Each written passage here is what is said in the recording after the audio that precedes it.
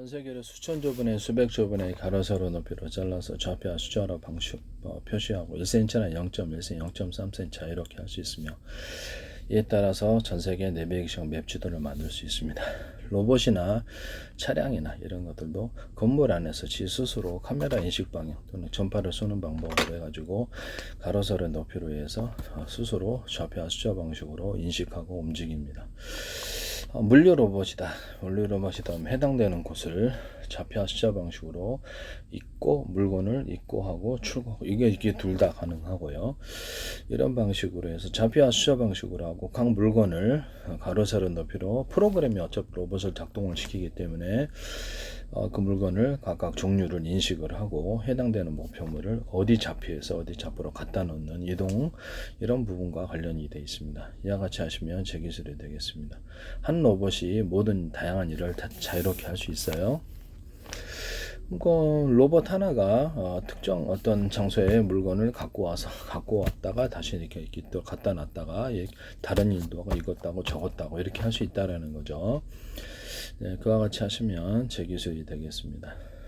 물건을 이제 가로 세로 높이로 해당되는 물건을 인식을 하고 그에 대해서 명령을 받은 대로 이 좌표에서 저 좌표로 움직이고 이렇게 이동 물류 로봇이니까 그렇죠. 네, 그렇게 할 수 있습니다. 수리 로봇이다 그러면 수리 로봇이다 해당되는 몸체를 수리한다 또는 조립을 한다 했을 때 해당되는 것을 사전 좌표 입력 방식으로 5개를 조립하는 일을 맡았다. 그럼 한 로봇이 이제 휴머노이드 로봇이다 그러면 이것도 하고 1차적으로 2번 이거 하고 3번 하고 이렇게 조립의 순서를 따라서 물건을 갖고 와야 될 거 아니에요. 물건을 자동으로 갖다 주는 로봇이 있거나 아니면 사람처럼 지가 걸어 다니면서 갖고 와야 되는데요. 네, 거기 정확한 위치에 놓여져 있어야 되겠죠. 물건 갖다 주는 로봇이 있으면 더 좋겠죠. 딱 놔주면 이걸 조립하고 이거 잡아 이렇게 이런 식으로 한다는 이것도 이제 좌표와 숫자 방식으로 조립하고 해당 일을 어떤 일을 할 것인지를 명령어를 내준 좌표와 숫자 방식으로 한다는 거죠. 호텔 서비스 로봇이다 그러면 해당되는 좌표를 건물 안에서 몇 번 방에 몇 번 방향을 5군데에 이렇게 임무를 정해주면 갖다 주고 다시 모기지로 돌아온다는 거죠. 진공청소기 로봇이다 그러면 집안에 이렇게 원형 원방 같은 거 있잖아요. 그러면 가로 세로 높이로 좌표와 숫자 방식 카메라 인식 방식일 수 있어요. 그래서 해당되는 두 군데만 딱 이렇게 청소하고 지금은 막 지 혼자서 돌아다니는 두 군데만 딱 지정해 주는 것을 사전 좌표 방식으로 청소하고 다시 모기지로 돌아옵니다. 머스크 스페이스X에서 이 기술을 쓰셨는데요. 제 기술이라는 것을 말씀을 드립니다. 그 다음에 저한테 돈을 내셔야 됩니다. 그래서 머스크 스페이스X는 지금 이거 말고도 다른 기술을 많이 쓰셨어요. 그 다음에 머스크가 로봇 사업을 하고 또 자율주행 차량 사업을 하고 위성 사업을 한다는 점에서 예상되는 기술을 제가 몇 가지를 말씀드립니다. 제 기술이 상당히 다른 기업에서도 많이 쓰이기 있기 때문에 이 부분을 말씀을 드립니다. 그리고 이제 다른 동영상을 미리 얘기해 놨으니까 그걸 좀 참고하시기를 바랍니다. 머스크에서 어떤 내 기술을 썼는지 그 외에도 보이지 않는 기술이 많이 썼겠죠. 서로 파행했던 여러 개의 전파를 가지고 이 전파는 송수신 거리가 굉장히 깁니다. 위성통신에서도 서로 파행했던 레이저파를 쓰면 서로 묶어 썼으면 멀리 갑니다. 멀리 송수신에 깨끗하게 하고 지상에서도 쓸 수 있어요. 아마 이것을 썼으리라. 이번에 발사체하고 발사체를 이렇게 보내는 모체 있잖아요. 그거하고도 서로 통신을 이걸로 했을 거라고 생각합니다. 서로 간에 같은 프로그램을 탑재하고 있으면 서로 간의 위치를 파악하거나 교신을 통해서 정확하게 좌표와 숫자 방식으로 깨맞출 수 있거든요. 다시 이렇게 갔다가 다시 돌아오는 일이 가능합니다. 이것은 자동 항법 장치가 되는 것이고 드론 같은 거 조정할 때 제가 이렇게 스틱 방식으로 하는데 사전 좌표 입력 방식으로 5군데 이렇게 입력을 해놓으면 계속 돌아다니면서 이렇게 농약을 뿌리거나 그래서 이렇게 카메라 촬영을 하거나 군사적으로 감시하거나 또 해당되는 사람을 카메라 인식 방법으로 해서 사람이나 차량을 인식해서 그것만을 추정할 수도 있어요. 네, 추정을 촬영을 한다든지 살상을 하든지 얘는 살리고 얘는 죽이고 이것이 이런 일련 번호를 따라서 아군 적군을 식별하는 방법을 따라서 명령자가 통신하는 사람이 명령자가 그것을 줄 수도 있습니다. 이렇게 드론 자체 그러면 이제 자동 항법 장치를 따라서 움직이는 드론 로봇이 그러면 그 스틱 조정을 하든지 조정하는 사람과 드론 간에 서로 간에 같은 프로그램을 탑재하고 있으면 좌표와 숫자 방식으로 정확히 명령을 주거나 이런 일이 가능하겠죠. 머스크 스페이스X에서 모체와 발사체 간에 이걸 썼어요.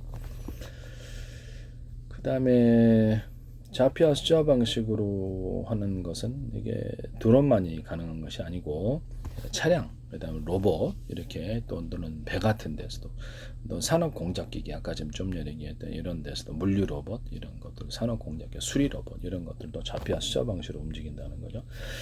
인체를 수술할 때도 그러겠네요. 그렇죠. 인체를 수술할 때도 해당되는 부위가 악이다 그러면 절개해야 되고 해당되는 좌표와 숫자 정확한 것과 안 차이가 틀린 차이가 있죠. 어떤 부분을 잘라야 이런 그것도 좌표와 숫자 방식으로 한다는 거죠.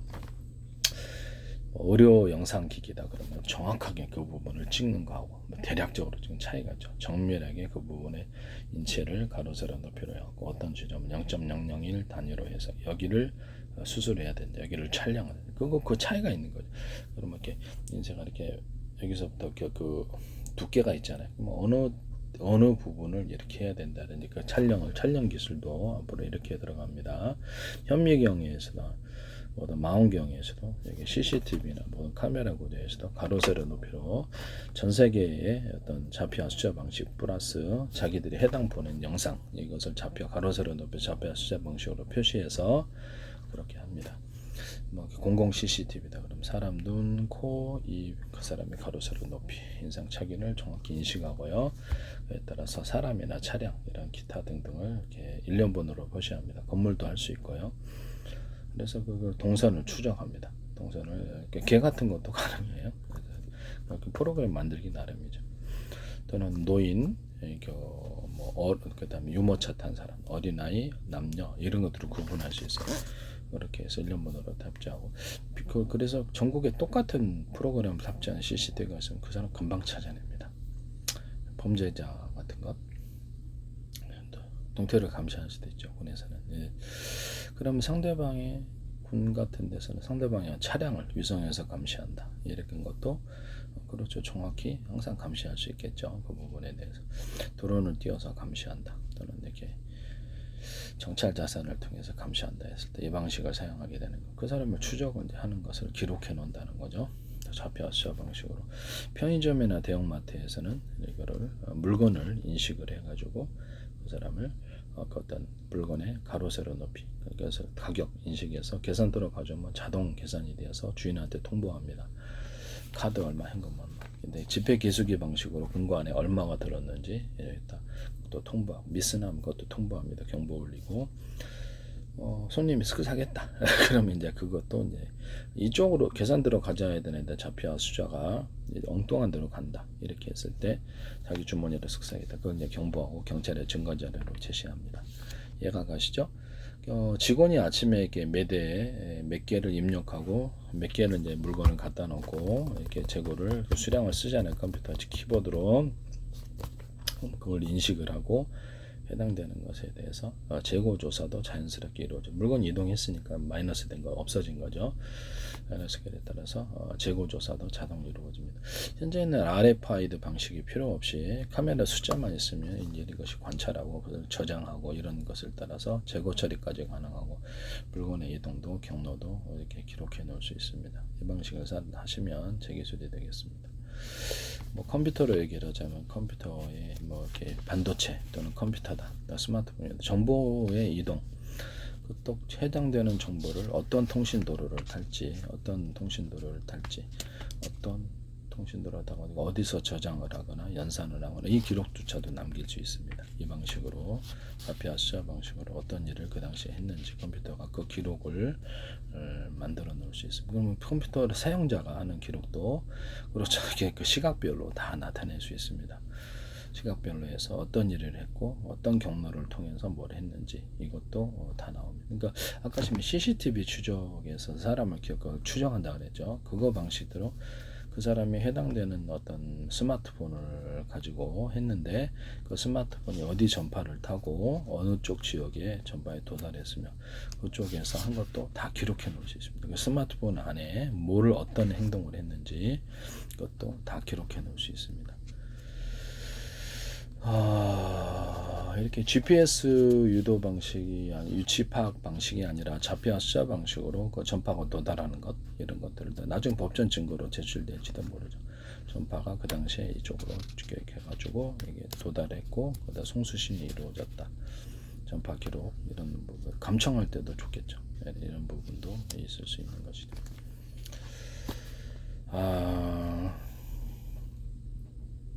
일단은 뭐 이런 방식으로 모든 것이 된다는 것을 말씀을 드립니다.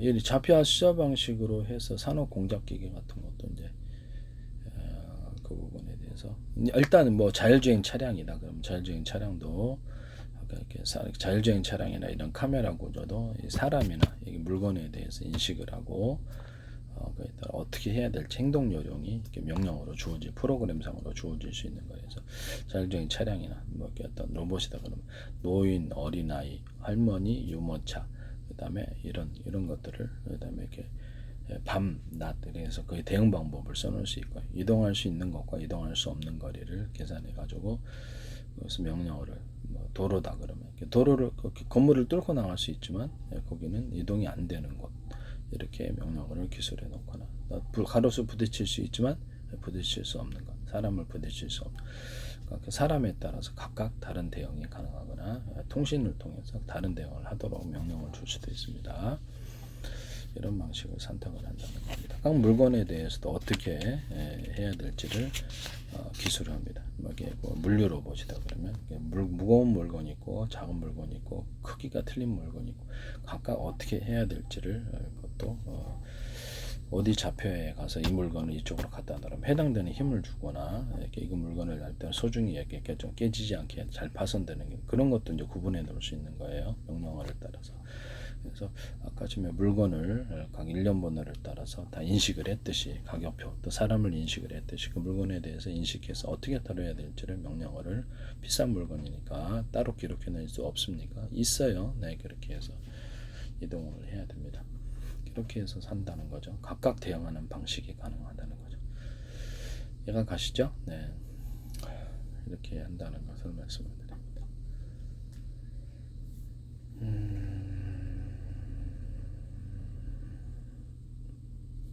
그다음 이동 가능한 것과 이동 가능하지 않는 것을 가르쳐 주는데 도로를 따라 정해진 도로를 따라 이렇게 갈 수 있고요.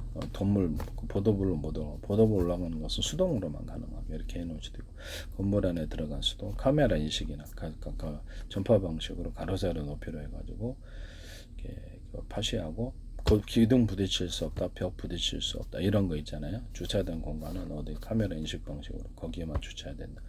주차하고 안에 로봇이다 그러면 그 안에 돌아다니면서 호텔을 벽을 뚫고 갈 수는 있지만 안 된다. 정해진 동격 마그네틱 선이라도 이렇게 정보도로를 안 걷더라도 지가 이제 가로세로 높이로 해서 이동 가능한 것과 이동 가능하지 않은 것을 지가 스스로 결정해서 호텔 안을 돌아다닙니다.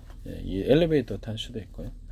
돌아다니고 이렇게 쭉 이렇게 엘리베이터하고 통신도 뭐 교신해가지고 엘리베이터가 현재는 버튼 방식이잖아요. 그럼 이거를 통신 방식으로 해서 로봇이 누르는 방식이 있고 휴머레 누르지 않아도 이것을 전파 통신을 통해서 이렇게 이것을 몇 번으로 데려다 줄 수 있습니다. 그렇게 이제 엘리베이터를 만드시면 제기술 구조가 되겠습니다. 뭐 리모컨이 따로 있을 수도 있고요. 로봇 리모컨이 따로 있을 수 있겠죠. 그래서 TV 리모컨 채널을 틀듯이 엘리베이터 버튼을 누르지 않고 그럴 때 해당되는 위치의 층수로 갈 수 있습니까? 문 열리기 하거나 안 열리기 그게 가능합니다. 네.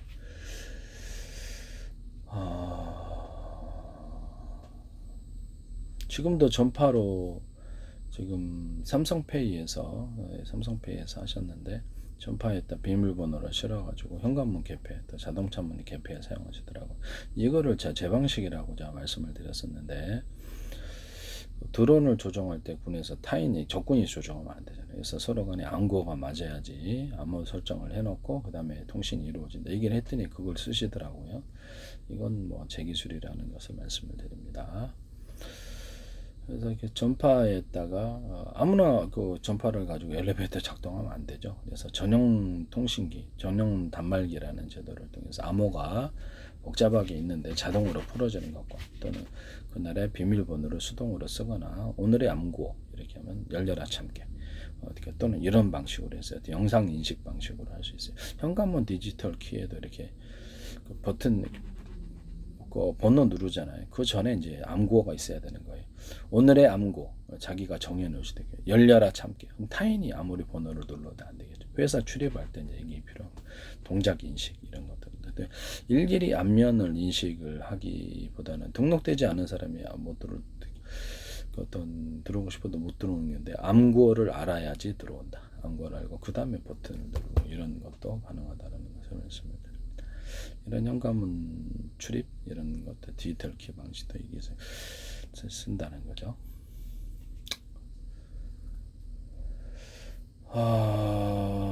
전파를 송수신하는 방법으로 금고도 전파를 송수신해서 열고 닫고 할 수 있겠죠. 금고도 그렇고 이런 부분을 말씀을 드립니다.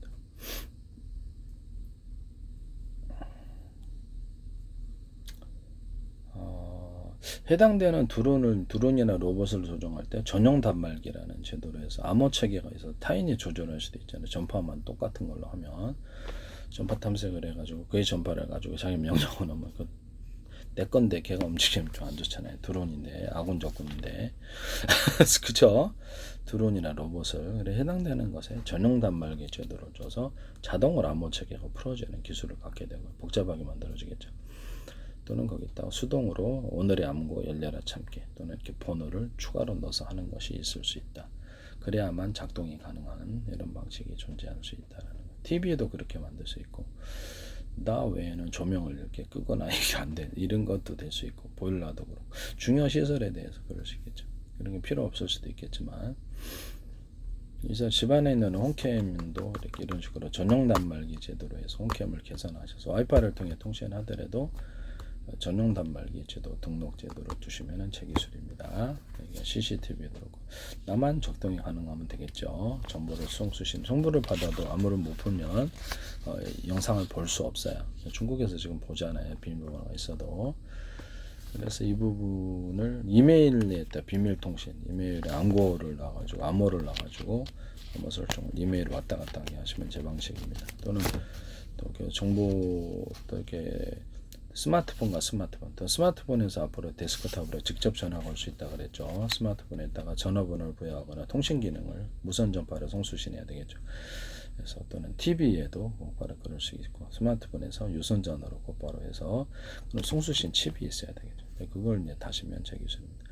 그래서 데스크탑, 노트북 이런 것도 가능하고 고유번호 일련번호를 탑재해서 송수신을 하게 되면 이제 해킹에도 좀 도움이 되겠죠. 해킹 방지는 어떤 전화번호에서 어떤 데스크탑에서 해킹이 들어왔다 그러면 전화번호가 표시되고 그것도 조작이 가능하긴 하지만 많은 해킹이 걸러지겠죠. 형사처벌도 쉽고 기록이 남는 거예요.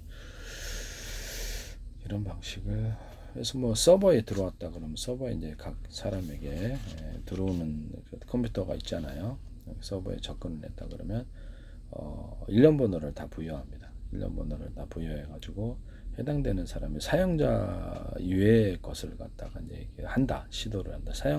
보통 사용 권한 이외의 것을 서버에 접근해서 뭘 하려고 적색 경보가 들어오고요. 걔를 통신을 차단하는 방법. 그는 보다도 해킹이 좀 더 잘 막아지겠죠. 이런 방식을 사용합니다. 음악 프로그램이다. 음악 프로그램에다 배포를 해서 유튜브나 이렇게 멜론이나 이런 판매 사업자들에게 배포를 했는데 거기서 메테가 재생이 된 것도 이게 서로 간에 본사 컴퓨터 프로그램하고 연결이 돼 있어서 나오고요. 노래방에서 메테, 유튜브에서 메테 재생된 거 나오고 곡을 팔았다. 그러면 그걸 몇 개를 복사를 했는지 그때마다 예수노를 본사에게 물어줘야 되는 거예요. 그러면 본사에도 몇 개를 판매했는지 정확히 기록되겠죠. 그다음에 이렇게 다운로드 받아간 사람에게 그 프로그램 1년 번호가 기록이 돼요. 그래서 그 사람이 이제 스마트폰에서 재생을 하든 컴퓨터에 재생을 하고 거기서 재생 기기가 있으면 거기서 재생을 할 때 자동으로 이렇게 이쪽으로 이렇게 같이 통보가 되고 이렇게 몇 회가 재생됐는지 이것도 정상적인 사용자인지 아닌지 이것도 구분할 수 있어요. 현재 마이크로소프트의 이렇게 프로그램이라든지 기타 모든 프로그램을 사용할 때도 이 방식을 사용할 수 있습니다. 1년 번호를 부여하는 한. 그래서 해당되는 사용자가 내 프로그램을 갖고 있으면 정상적인 사용자라고 하면 관련된 1년 번호가 있을 것이라는 거죠. 이에 따라서 프로그램을 판매하시고 프로그램의 어떤 이런 것들을 복사 방지, 그 프로그램을 함부로 무단으로 복사해서 쓰는 일을 방지하는 기술을 쓰시면 제 기술입니다. 이런 걸 앞으로 쓴다는 거죠.